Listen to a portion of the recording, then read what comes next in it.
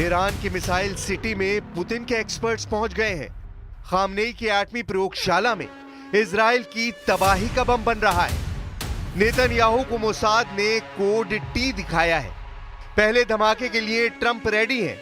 Europe से पहले Asia में न्यूक्लियर ब्लास्ट का माहौल बन गया है।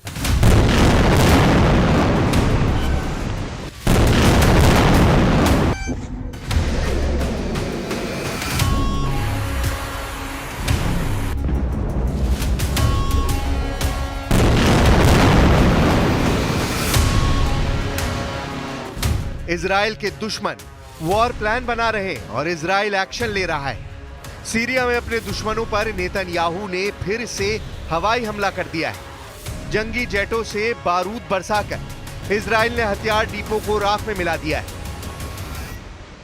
सीरिया की सरकारी मीडिया ने जानकारी दी है कि हमला टार्टस सिटी पर हुआ है। सीरिया के करदाहा डिपो, जो टार्टस पोर्ट से करीब 60 किलोमीटर दूर है, वहां बमबारी हुई है। न्यूज एजेंसी सना के मुताबिक इजराइल के हमले में हुए जानमाल के नुकसान का अभी अनुमान नहीं लगाया जा सकता है, लेकिन माउंट हरमोन पर मौजूद इजराइल आर्मी के हमले तेज होते जा रहे हैं। गुजरे हफ्ते हुए हमले से भी ज्यादा विस्फोटक अटैक इस बार हुआ है।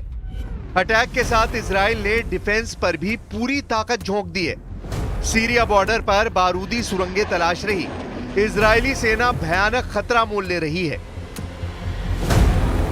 नेतन्याहू आर्मी ने बफर जोन के चप्पे चप्पे को खंगालना शुरू कर दिया है। गोलान हाइट्स पर लैंडमाइन धमाके हो रहे हैं। सीरिया से गजा तक इजराइल ने फिर से ऑपरेशन को तेज कर दिया है। ऐसा पीएम नेतन्याहू के उस बयान के बाद हुआ जिसमें उन्होंने हमास के टोटल सफाई की धमकी दी है। इजराइल ने फाइटर ग्रुप को धमकी दी है कि बंधक रिहाई में हो रही देरी दूसरी बार युद्ध को मजबूर कर रही है।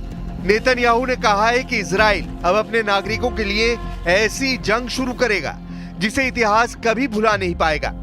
नेतन्याहू ने यह भी साफ कर दिया है कि गाजा से जो भी भाग जाएंगे वही जिंदा बच पाएंगे। जो गाजा में रहेगा उसकी जान की कोई गारंटी नहीं होगी।